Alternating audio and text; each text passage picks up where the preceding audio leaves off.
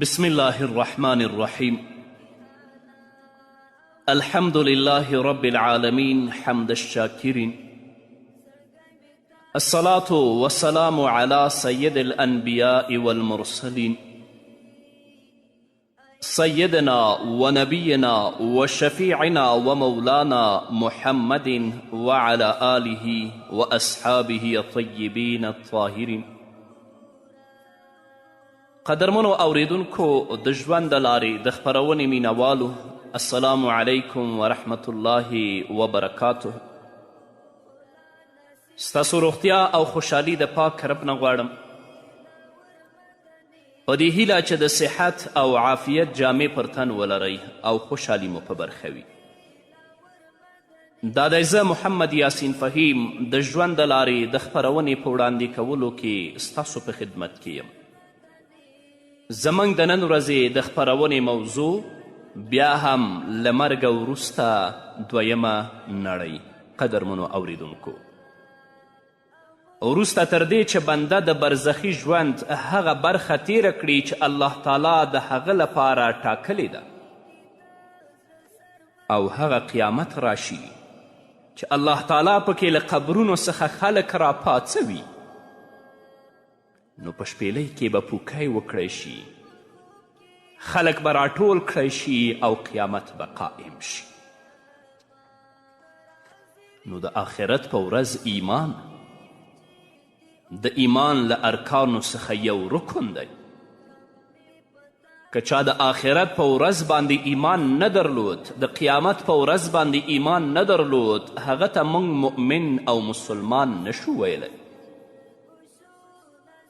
الله رب العزت په خپل کلام کې په سورة بقره کې په 179 آیت کې فرمایي: ولكن البر من آمن بالله واليوم الآخر والملائكة والكتاب والنبيين. بلکې د نیکي څښتن هغه څوک دی چې پر الله تعالی د آخرت په ورځ په ملائکو او په کتابونو او په پیغمبرانو ایمان راوړ. همدارنګه د مسلم حدیث دی، نبی کریم صلی الله علیه وسلم د ایمان په وضاحت کې فرمایلی دي: ایمان دې ته ویل کیږي چې ته په الله تعالی، ملائکو، کتابونو، پیغمبرانو او د آخرت په ورځ باور وکړي او د خیر او شر په تقدیر هم باور وکړي. نو کله چې د آخرت په ورځ ایمان د ایمان له ارکانو څخه یو رکن دی، د آخرت په ورځ د ایمان څه معنا؟ د دې معنا دا ده چې د قیامت د ورځې په راتلو او په هغه کې په کیدونکو پیښو پوره یقیني باور وکړي، په مرګ او تر هغې وروسته حالات ومني او د قیامت علامات رښتینې وبولي. او چا چې د آخرت له ورځې انکار او یا یې د هغې په واقع کېدو کې شک وکړ، نو دا انسان کافر دی او د اسلام له دایرې څخه خارج دی. الله رب العزت په خپل کلام کې په سورة نساء کې په 166 آیت کې فرمایي: ومن يكفر بالله وملائكته وكتبه ورسله واليوم الآخر فقد ضل ضلالا بعيدا. او څوک چې کفر وکړي پر الله تعالی، د هغه په ملائکو، کتابونو، رسولانو او د آخرت په ورځ باندې، نو هغه په لرې بیلاري بیلاري شو. نو قدرمنو اوریدونکو، د آخرت ورځ خامخا راتلونکې ده. که چا یې په راتلو کې شک وکړه، نو لوی کفر یې وکړه، ځکه چې هغه د الله تعالی او د هغه رسول خبرې دروغجنې وګڼلې، او الله تعالی پوره وضاحت کړی دی چې کافرانو د آخرت ورځ نه منله، او دا یې هم نه منله چې الله تعالی به دا مخلوق تر مړینې وروسته بیرته راژوندی کوي، او الله تعالی یې دغه کفر په قرآن کریم کې بیان کړی. الله رب العزت په سورة جاسیه کې 22 آیت کې فرمایي: وإذا قيل إن وعد الله حق والساعة لا ريب فيها قلتم ما ندري ما الساعة إن نظن إلا ظنا وما نحن بمستيقنين. او کله چې دې کافرانو ته وویلی شي چې د الله تعالی وعدې حق دي او په قیامت کې هیڅ شک نشته، نو دوی وایي موږ نه پوهیږو چې قیامت به څه شی وي، موږ خو یوازې تش ګمان کوو او یقین مو پرې نشته. نو لحاظه قدرمنو اوریدونکو د قیامت په ورځ یقیني او کلک ایمان لرل واجب دی چې هیڅ شک او شبهه پکې نه وي، ځکه چې الله رب العزت د مؤمنانو په صفت کې فرمایلی دی، سورة بقره 4 آیت: والذین یؤمنون بما انزل الیک وما انزل من قبلک وبالآخرة هم یوقنون. او هغه خلک چې ایمان لري پر هغه کتاب چې تا ته نازل شوی دی او پر هغه کتاب چې تر تا مخکې نازل شوی او د آخرت په ورځ هم یقین لري. نو کله چې الله رب العزت د مؤمنانو صفات په خپل کلام کې بیانوي، نو د مؤمنانو په صفتونو کې یو صفت دا بیانوي چې دوی د آخرت په ورځ باندې یقین او باور لري. نو د آخرت ورځ بېشکه راتلونکې ده، لکه چې الله رب العزت په خپل کلام کې په سورة حج کې 9 آیت کې فرمایي: وأن الساعة آتیة لا ریب فیها وأن الله یبعث من فی القبور. او بېشکه د قیامت ورځ راتلونکې ده چې هیڅ شک پکې نشته، او بېشکه الله تعالی هغه څوک بیرته راپاڅوي چې په قبرونو کې دي. ټول به الله رب العزت په خپل حضور کې دروي او د دوی د اعمالو او کړنو په اړه به الله رب العزت له دوی نه پوښتنې کوي. څوک چې په بیرته راپاڅېدو او ژوندي کېدو او په جنت او دوزخ ایمان نه لري، دا سړی مؤمن نه بلکې کافر او د اسلام له دایرې خارج دی. الله رب العزت خپل کلام د هر شي د وضاحت لپاره رالیږلی او خپل عزتمن رسولان زیری ورکوونکي او ویرونکي رالیږلي دي، او د دې زیری او ویرې له جملې څخه یوه دا هم ده چې الله تعالی موږ ته د آخرت کارونه راپېژندلي او د هغې حال یې راته بیان کړی دی. د آخرت ورځ هغه ورځ ده چې په شپېلۍ کې به پوکی وکړی شي او قیامت به قائم شي. الله تعالی په ګڼ شمېر صفاتو سره ستایلې ده چې د دې ورځې په حال او په دې کې د خلکو په حال باندې دلالت کوي چې له دې صفاتو څخه یې ځینې دا دي: یقیني او حق ورځ چې په راتلو کې هیڅ شک نشته. خو قدرمنو اوریدونکو په الله قسم چې د قیامت ورځ یقیني راتلونکې ده او هیڅ شک پکې نشته، لکه چې الله رب العزت په خپل کلام کې په سورة فاطر کې د دې وعده کړې ده. الله فرمایي: یا ایها الناس ان وعد الله حق فلا تغرنکم الحیاة الدنیا ولا یغرنکم بالله الغرور. ای خلکو، بېشکه د الله تعالی وعده یقیني ده، نو تاسې دې د دنیا ژوند دوکه نه کړي او تاسې دې پر الله تعالی باندې دوکه کوونکی شیطان هم دوکه نه کړي. د دنیا ژوند ډیر محدود ژوند دی، ډیر لنډ ژوند دی. په دې لنډ ژوند کې د خپل ابدي ژوند لپاره تیاری ونیسه. هغو اعمالو او کړنو ته مخه کړه چې په دې لنډ ژوند کې ته الله رب العزت راضي کړې تر څو ستا ابدي ژوند الله رب العزت درته ښایسته کړي.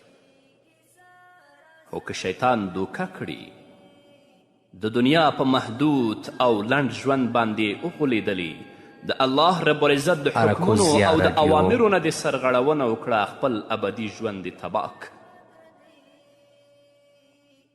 نبی کریم صلی الله علیه وسلم فرمایی، د بخاری او د مسلم حدیث دی، قیامت یقیني دی. د هغه ورځ ده چې دا به په کافرانو ډیره سخته وي. په دې ورځ کې به اعمال بند شي نیټې به ختمې شي او هر عمل کوونکی که نیک وي او که بد له خپل عمل سره به یو ځای شي، نو بیا به د خیر د زیاتوالي او د شر د کموالي وس نه لري. الله رب العزت په صورت مدثر کې په 9 او په 10 آیت کې فرمایي فذلک یومئذ یوم عسیر علی الکافرین غیر یسیر. پس دا ورځ ډیره سخته ده، په کافرانو باندې آسانه نه ده، البته دا ورځ پر مؤمنانو باندې آسانه ده، ځکه چې هغوی د لویې ویرې له امله نه پریشانه کیږي او ځینې مؤمنان به د الله رب العزت د عرش تر سوري لاندې وي. هغه ورځ ده چې د هر شخص د اعمالو بدله به پوره ورکول کیږي. نفسونو ته به د هغه د عملونو پوره بدله ورکول کیږي چې کړي وي. که عملونه یې ښه و نو بدله به هم ښه وي، او که عملونه یې بد و نو بدله به یې هم بده وي، ځکه چې هر څه په عملنامه کې لیکل شوي او له بدلون او دروغو څخه بچ ساتل شوي دي. الله رب العزت په خپل کلام کې په صورت آل عمران کې په 25 آیت کې فرمایي فکیف اذا جمعناهم لیوم لا ریب فیه ووفیت کل نفس ما کسبت وهم لا یظلمون. د دوی به څه حال وي چې کله یې موږ راټول کړو په هغه ورځ کې چې هیڅ شک پکې نشته، او هر یو نفس ته به د هغه د عملونو بدله پوره ورکړی شي چې هغه کړي وي، او هیڅ ظلم به ورباندې ونه کړی شي. هغه ورځ چې الله تعالی ورته نیټه ټاکلې ده، له دغه نیټې څخه مخکې کیږي او وروسته کیږي نه. الله رب العزت په صورت الصبا کې 10 آیت کې فرمایي قل لکم میعاد یوم لا تستاخرون عنه ساعة ولا تستقدمون. تو ورته ووایه ای پیغمبره چې ستاسې لپاره وخت مقرر د هغې ورځې دی چې له هغې څخه به 1 ساعت وروسته کیدی هم نشي او نه مخکې کیدی شي. د قیامت ورځ ډیره نږدې ده، که څه هم موږ ته لرې ښکاري. الله رب العزت یې له مخکینیو امتونو سره وعده کړې وه، نو د هغوی وخت لاړ تر دې چې زموږ امت راغی. نو نبی کریم صلی الله علیه وسلم وفرمیل، د بخاري او د مسلم حدیث دی، زه او قیامت داسې رالیږل شوي یو. پیغمبر علیه السلام خپله منځنۍ ګوته او مسواکه ګوته سره یو ځای کړي، یعنی زه ترې دومره مخکې یم او قیامت راپسې دی. همدارنګه الله رب العزت په صورت معارج کې 6 او 9 آیتونو کې فرمایي انهم یرونه بعیدا ونراه قریبا. بېشکه دوی ته د قیامت ورځ لرې ښکاري او موږ یې نږدې وینو. د قیامت ورځ هغه ورځ ده چې دا به ناڅاپه راځي. که هر څومره خلک په علم کې پرمختګ وکړي او د پوهې کچې لوړه شي، خو دا ورته ناشونی ده چې د قیامت د قائمېدو وخت معلوم کړي، ځکه چې دا هغه لوی پټ راز دی چې الله رب العزت له پیغمبرانو علیهم الصلاة والسلام او لویو ملائکو څخه هم پټ ساتلی. نو که څوک د دې په اړه پوښتنه کوي نو مسئول د سائل نه ډیر عالم نه دی. الله رب العزت په خپل کلام کې په صورت انبیا کې په 40 آیت کې فرمایي بل تأتیهم بغتة فتبهتهم فلا یستطیعون ردها ولا هم ینظرون. بلکې دا د قیامت ورځ به دوی ته ناڅاپه راشي، نو حیران به یې کړي، بیا به دوی د هغې د ستنولو وس هم نه لري او نه به ورته مهلت ورکیدی شي. په دې اړه به نورم اورو. قدرمنو اوریدونکو بیا هم زموږ سلامونه ومنئ. همدارنګه د قیامت په اړه الله رب العزت په خپل کلام کې په صورت اعراف کې 187 آیت کې فرمایي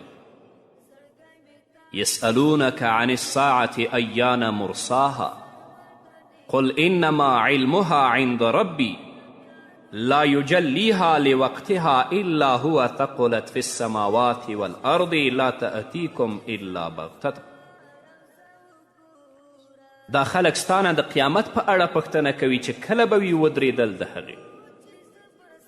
تو وایه بېشکه د هغې علم زما له رب سره دی او نه یې راښکاره کوي په خپل وخت کې مګر همدغه الله. ډېر دروند دی په آسمانونو او ځمکو کې او نه راځي تاسې ته مګر په ناڅاپه. د قیامت ورځ تر ټولو لویه ورځ ده چې په مخلوقاتو تیریږي. تر دې مخکې هم داسې لویه ورځ نشته او تر دې وروسته هم نشته. په دې کې لویې پیښې دي او غټ حیبتونه دي لکه چې الله رب العزت په صورت مطففین کې فرمایي لیوم عظیم یوم یقوم الناس لرب العالمین. په هغه لویه ورځ کې هغه ورځ چې خلک به د ټولو مخلوقاتو رب ته پکې ودرېږي نو لمر به بندګانو ته رانږدې شي. د قیامت په ورځ هر شی بدلیږي. د مخلوق حالات مختلف کیږي، پریشانه کیږي، آسمان به تک سور شي، لمبې به کوي، لمر به مخلوقاتو ته رانږدې شي، لنډ به شي، لکه چې نبی کریم صلی الله علیه وسلم فرمایي کله چې د قیامت ورځ شي لمر به بندګانو ته رانږدې شي تر دې چې د 1 یا 2 میلو په اندازه به وي. راوي د حدیث وایي زه نه پوهیږم چې د محمد رسول الله صلی الله علیه وسلم کم میل مراد د ځمکې مسافه او که سلایي چې رانجه پرې لګول کیږي. نبی کریم صلی الله علیه وسلم فرمایي خلک به لمر تاوده کړي نو چې څومره بد عملونه وي هغومره به په خولو کې ډوب. څوک به تر پوندو پورې ډوب وي، څوک به تر زنګنونو پورې ډوب وي، څوک به تر بډۍ پورې او څوک به تر خولې پورې ډوب وي. راوي د حدیث وایي ما نبی کریم صلی الله علیه وسلم ولي چې په لاس باندې خولې ته اشاره کوله. هغه ورځ چې د الله رب العزت له اجازې پرته به هیڅوک خبرې نشي کولی. ټول مخلوقات که پیریان دي که انسانان، که نیکان دي او که بدان، که نیک عمله دي او که ګناهګار، که لوی لوی ملائک دي او که پیغمبران، دا ټول به چوپ وي او هیڅ خبرې به د لوی ذات د لویي له امله نشي کولی. یوازې هغه څوک به خبرې کولی شي چې الله رب العزت ورته د خبرو کولو اجازه کړې وي. لکه چې الله رب العزت په صورت هود کې 105 آیت کې فرمایي په هغه ورځ چې الله تعالی راشي نو خبرې به نشي کولی هیڅ نفس مګر د الله تعالی په اجازه. نو ځینې به له دوی نه بدبخته وي او ځینې به نیکبخته وي. همدارنګه الله رب العزت په صورت طه کې په 108 آیت کې فرمایي وخشعت الاصوات للرحمن فلا تسمع الا همسا. عاجزه به وي آوازونه رحمان ذات ته نو ته به نه اوري مګر کښار د سا ویستلو او نه ویستلو. هغه ورځ چې پاچایي به یوازې د الله تعالی وي. د پاچایانو پاچایي به ختمه شي، د کسراګانو ملاګانې به ماتې شي او د قیصرانو امیدونه به لنډ شي. هلته به مشري نه وي، پاچایي او حکومت به نه وي او یوازې د لوی پاچا حکم به چلیږي او یوازې هغه ذات ته به پاچایي پاتې وي چې یو دی او زورور دی. لکه چې الله رب العزت په خپل کلام کې په صورت غافر کې 14 آیت کې فرمایي لمن الملک اليوم لله الواحد القهار. نن ورځ پاچایي د چا لپاره ده؟ خاص د هغه الله تعالی لپاره چې یو دی او زورور دی. همدارنګه الله رب العزت په صورت فرقان کې 26 آیت کې فرمایي الملک یومئذ الحق للرحمن وکان یوما علی الکافرین عصیرا. په دغه ورځ به د رحمان ذات پاچایي حقه وي او دغه ورځ پر کافرانو باندې ډیره سخته ده. هر هغه څوک چې مخې اړولی او د الله رب العزت د حکمونو او د اوامرو نه سرکشي کړي او د هلاکت په لارو روان شوی، نو د قیامت په ورځ به پښیمانه او ناامیده وي او عملنامه به یې پرې حق ووایي. پر دې به پښیمانه شي چې فلانی راته آواز وکړه نو زه ورسره ملګری شوم او پیغمبر زه راوبللم، د هغه بلنه مې ونه منله، د هغه نه مې مخ واړوه، لکه چې الله رب العزت په خپل کلام کې په سورة فرقان کې فرمایي ویوم یعض الظالم علی یدیه یقول یا لیتنی اتخذت مع الرسول سبیلا یا ویلتا لیتنی لم اتخذ فلانا خلیلا لقد اضلنی عن الذکر بعد اذ جاءنی وکان الشیطان للانسان خذولا. او په هغه ورځ چې ظالم انسان به په خپلو لاسونو باندې چک لګوي او وایي به کاش چې ما د پیغمبر سره د تلو لار نیولی وای، های افسوس کاش چې پلانی مې په دوستی نه وای نیولی، بېشکه زه د الله تعالی له یاد نه بېلارې کړی وم کله چې ما ته راغی او دی شیطان انسان لره شرمونکی. د آخرت د ورځې صفات موږ ته د هغې طبیعت او په هغې کې د خلکو حال روښانه کوي. راځئ چې په دنیا کې هغه عملونه وکړو چې الله رب العزت هغه سخته ورځ په موږ باندې آسانه کړي او هغه سخته ورځ چې په تا باندې آسانه کوي ستا نیک اعمال. او که په دنیا کې دی د الله رب العزت د حکمونو نه سرغړونه کوله، په فساد، په منکرات، په بېحیایي کې د خپل ژوند تیروه، نو هغه ورځ لکه څنګه چې په کفارو سخته ده په تا به هم ډیره سخته وي. الله دې په موږ آسانه کړي. په همدې هیله قدرمنو اوریدونکو دا وه زموږ د نن ورځې خپرونه چې ستاسو درانه حضور ته وړاندې شوه. تر بلې خپرونې پورې چې زه بیا هم ستاسو درانه حضور ته راځم، تاسو ټول په لوی او بخښونکي الله سپارم. پاتې ژوند مو نیکمرغه، ښاد، بریالي او